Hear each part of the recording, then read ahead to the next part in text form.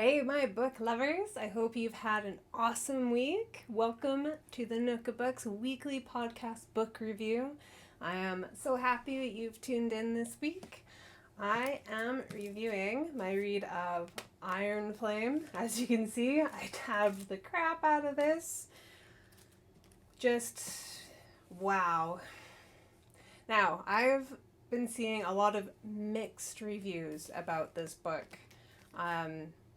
Some people totally kind of raining on it, not really happy, disappointed, not enough information or not enough kind of shock and awe moments, a lot more character interaction and still some more world building and too much for a lot of people's taste. But I will say that I really enjoyed this book. Now, if you saw my reading vlog, you'll know that I was having a 5-star vibe, especially once I hit 13 chapters in. I was sold that it was going to be a 5-star, and I will be the first to admit I jumped the gun a little bit, not by much, but a little bit. Not quite a 5-star read. The first one I found a lot more kind of heartbreaking where it was supposed to be heartbreaking. Don't get me wrong. Definitely some tearful moments in this book, 2-3 moments I'd say, that definitely had me sniffling and reaching for the tissues. But I love all the information you get. Granted, the love interest between Violet and Xaden, obviously it's all kind of rocky from the last book with the way it finished and everything, and I will admit there was more than one occasion where I kind of felt if I could sort of give Violet shoulders a shake and be like, okay, you really need to snap out of it, get over it. The kind of lives that you're leading right now, you can't exactly be so pissed at him for this long about the secrets that he has to keep, with the amount of people who rely on him, the amount of lives that he's protecting and everything. So I do kind of feel like she held the grudge for a lot longer than what was necessary. The build up there I found a little annoying. As far as everything else, you get to learn so much more about the dragons and the Empyrean, and there's some new characters you love to hate and are definitely wishing for some serious vengeance on, and you get some vengeance, which is epic. Some other questions do get answered. They do. The people who aren't happy about all of that extra stuff, it is a complicated world, a world that is at war, and all of the information is just going to build to that. It adds to it. You get more attached to the characters because of it. You feel like you're a part of the world because you understand it so much. So all that hefty detail is so necessary for when the plot twists come around. If you didn't know or understand or really have that feeling towards the characters that you do because of all the information in this book and the first book, it makes it. You need to strap in and just enjoy it for what it is, and it's still early days. This is going to be a multiple book series. This is only the second book. So it's clearly going to be very elaborate, and each book is going to bring its own element, but the big picture, obviously, isn't going to happen until the last book. So please, people, please, my darlings, just hold your patience and stick to it. I was one of those people who watched Game of Thrones. I haven't read it yet, and I really want to, because I've heard so much about how it is not like the books and how they went off script so badly, which is exactly why I want to read the books. And I wish I would have read them first before I watched the TV show. That's what I did with the Twilight books. But even watching the Game of Thrones TV show, it takes until season 2, beginning of season 3, before you're really into it, understanding the world and loving the characters as much as we do. So I would just ask that everyone please give this the same chance as you give those complex, amazing other books / TV shows that take so long to build up their world or to set the board with all the players and to make sure that the reader, the watcher, understands each facet of the game so that it all makes sense, especially when it reaches that crescendo at the last book. And this is very much what it is. It's a lot of information, but it's needed information. So please just give it a chance. It is a wonderful read. There's a little bit of spice, but not too much, as, like I said, the romance between Violet and Xaden, it's not super heavy throughout the book. I mean, as you get towards the end, there's a couple spicy scenes, but nothing like what was in the first book. Still really enjoyable.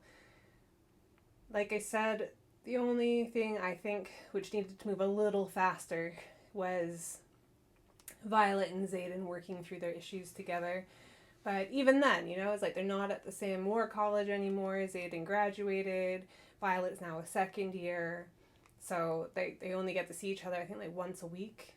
Something like that. If that, maybe once a fortnight at times too. So it's not like I don't get why it takes a while, but I don't know. Maybe it's just being a slightly older reader. And obviously reading about someone in their 20s. You see like the drama and the love complications, the relationship problems, and you just kind of want to be like, right, okay, a little wise from my ears. Try this, this, and this. Why, you probably find that your problems are solved like that. You and Xaden will be back on the same page and all will be gravy. But unfortunately, cannot put a wise / older head on younger shoulders, no matter how much you try. So, lots of tabbing, lots of stuff to keep track of, and it definitely ends on another cliffhanger. I do prefer the first one over this one, if it wasn't for all the extra information that you get. Like, so many questions that I had from Fourth Wing were answered in Iron Flame. So even if for no other reason but answers to some of those burning questions, especially anything in and around like Andarna, and a lot of backstory in regards to Violet's mom, General Sorengale, like why she forced Violet into the war college in the first place. Like, there's a lot of big moments and sort of self-growth moments for Violet, and not just Violet either. Dane even has a moment. He has a moment. But one of the biggest heartbreak moments in it, if you haven't already watched my reading vlog of it, go and watch it, and you'll see me saying, I'm suspecting one of two things is gonna happen. I only had like, I think 48 pages left at this point. I was like, yeah, one of two things is gonna happen. And at the time I didn't want to say, but I will say now, because I did promise you guys that in this book review, I would totally... So I either thought something diabolical or awful was going to happen to Dane, because it seemed like him and Vi were finally starting to rebuild their friendship that had been, like, obviously betrayed by Dane in the first book. It was either that, or the fact that her mother kept having these moments of being maternal, I think, and generally showing affection towards her daughter. So that was like a big, she's gonna get what she never had from her mom, only for it to be taken away. And if you haven't read the book and you don't want the spoiler, look away now. Do not watch any further, because I was right. The heartbreak moment was her mother dying. I had a feeling she was going to sacrifice herself to save her daughter, not to mention Brennan, because she finds out that he's still alive, and obviously Mira. And even though the general always seemed kind of very cold and tactless with being a mom, like, everything gets explained. Like, she put Vi into the war college to actually keep her safe, because she knew that if she went into the scribe quadrant, like, she would figure everything out, and there's no way she would continue to lie to the kingdom. She would want to fix everything and support. And without all that training of going into the rider's quadrant, and obviously the additional safety of bonding not one but two dragons, like, and her mom explains all of this to her, and it's so wonderful. Like, there's a couple moments and you're just like, aw, okay, it kind of makes sense, yeah. And then she sacrifices herself to fix a broken aspect of the college, to then, you know, throw some shields. Yeah, I won't go into too much. I don't want to throw in all the spoilers, because I really want you guys to read this if you haven't. I really, really, really do. oh, I also heard as well, in regards to the drama around Rebecca Yarros and the, not Gaelic, but Gaelic, she has addressed this issue. She made like a statement during an interview or something saying that she was going to start taking some Gaelic like language lessons, learning the language so she can do like the pronunciation and everything way better. So she seems to be addressing what the issue is, especially with her style of writing and stuff, which is amazing. I mean, hats off to her, you know? She's confronted the issue and now she's trying to better and improve herself and her writing from this not exactly constructive criticism. But she's working with it and she's doing it. So fair play to Rebecca Yarros for trying to clear that water. Now, as far as my rating, I'm going to give this 4.25 stars. It wasn't quite 5 stars because I found it a little bit more predictable than the first book. And honestly, I think that would probably be my only reason. That and the Violet thing. Her just kind of holding this grudge against Xaden for like the entirety of the book for the most part, and like just questioning herself and all this other like this inner monologuing, that took on a little bit too much life of its own. I was very much wrapped up in all the other character interaction, all the rest of the world building, and that all moved at a really nice pace. I was super happy with that aspect of it.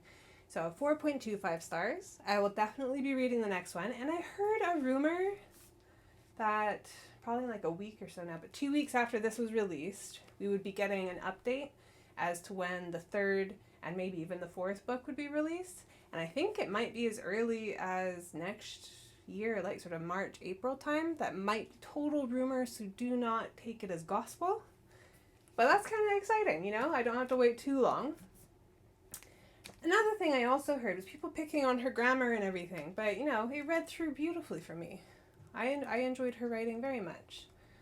I mean, granted, grammar isn't my strong point, so that's probably why I don't notice it quite as much as really adept readers or writers, authors, etc.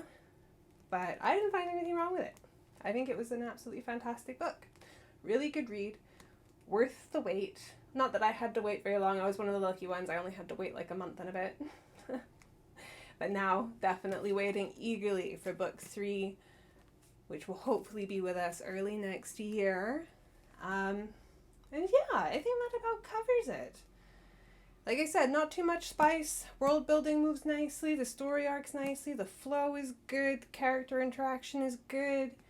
The relationship status between her and her friends and everything, that all ticks over nicely. Plus you get to know like all the new first years that come in and the cadets, and you get to meet Liam's little sister, and wow, does she really not like Violet. But, you know, Violet's stubborn, and that's why I love her. She has a really solid set of like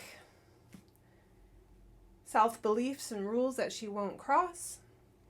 And I think that is definitely a part of why it takes her and Xaden so long to reconcile. It's kind of petty in my opinion. Like initially, yeah, okay, be pissed. He hid stuff from you, your dragons hid stuff from you. I totally get that.